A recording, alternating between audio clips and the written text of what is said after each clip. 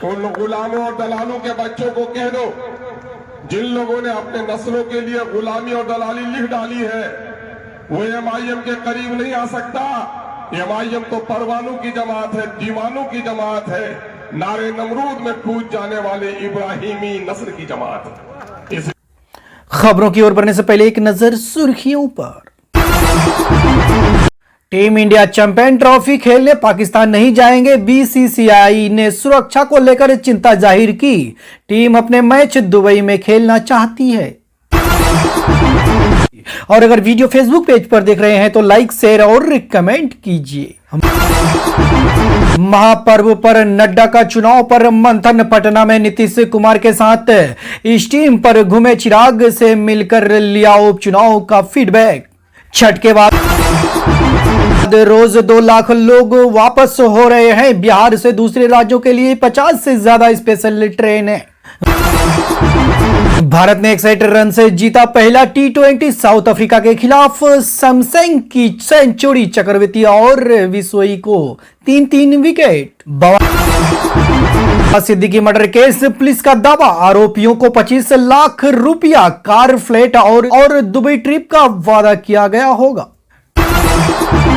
Thakurganj railway station पर train से कटकर शख्स की मौत, उतरने में हुआ हादसा, इलाज के लिए सिलीगुड़ी ले जाने के क्रम में गई जान।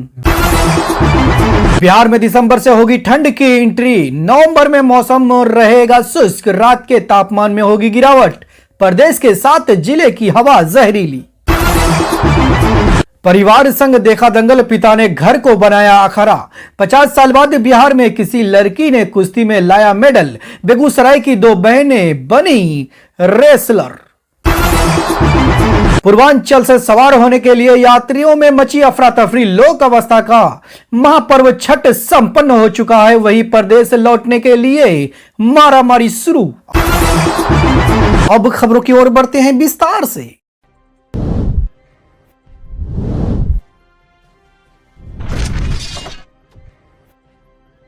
कि दुनिया की कोई ताकत जनाबे भाई बाबर खान को अगर खुदा को मंजूर है तो इसकी फतह को कोई नहीं रोक सकता। अकाबी रूह जब पैदा होती है नौजवानों में, उसे मंजिल आती है नजर अपनी आसमानों में।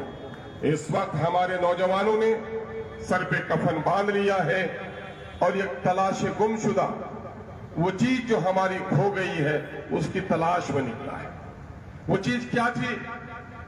मस्जिद के मीनारे टूटे आजादी के वक्त, लेकिन हमने उससे ऊंचे मीनारे बुलंद कर लिए।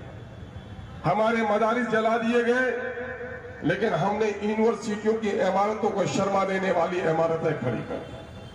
हमारे खानकाहों को उजाड़ा गया, लेकिन हमने खानकाहों को फिर से आबाद कर दिया। लेकिन आखिर क्या वजह है कि दिल्ली के लाल किला पर बैठने वाली वो कौम आज इतनी डर के साथ जिंदगी जी रही है? लाल किला की फसील की अजमत जिनसे वाबस्ता थी, वो आज खौफ के समंदर में डूब रही है। कुतुब मीनार की बुलंदी जिसके अज़्म और इरादे का पता देती थी, आज वो कौम पाताल की तरफ जा रही है। मेरे भाइयों, हमने मस्जिदों के मीनारे तो बुलंद कर लिए, हमने खानकाहों को फिर से आबाद कर लिया, हमने मदारिस फिर से कायम कर लिए, लेकिन एक बड़ी चीज जो हमसे छूट गई है वो ये है कि हम अपनी क़यादत से महरूम हो गए। वो क़यादत क्या से है, मैं उसकी मिसाल से आपको समझाना चाहता हूं। नौजवानों, मजलिस इत्तेहादुल मुस्लिमीन हुकूमत साजी का दावा नहीं करती। मजलिस इत्तेहादुल मुस्लिमीन जालिम हुक्मरानों के साथ कलमे हक पेश करती है, सदाकत की आवाज पेश करके उसकी टेढ़ी चाल को सीधी करने की ताकत रखती है। मजलिस इत्तेहादुल मुस्लिमीन जो इस वक्त आपके दरमियान में आई है, वो ये कहने के लिए आई है कि तुम डरते क्यों हो? किससे डरते हो? जो खुदा से डरता है वक्त के फिरौन और नमरूदों से नहीं डरता, और जो खुदा से नहीं डरता है वो कीड़े और मकोड़ों से डरता है। और तुम तो खुदा से डरने वाले हो। किसने तुम्हारे सीने में खौफ पैदा कर दी है इन जालिमों की? भाई जनाब सरफराज साहब इंजीनियर ने कहा, और वो पाकीज़ा जुमला कि ईमान और खौफ एक साथ नहीं रह सकता है। जिसके दिल में खौफ है ईमान नहीं है, और जिसके दिल में ईमान है वहां खौफ को कोई जगह नहीं मिल सकती।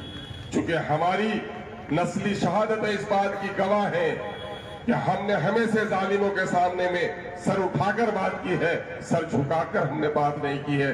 सर कटा देना हमें मंजूर हुआ है, लेकिन सर झुकाना हमारी आदत नहीं रही है।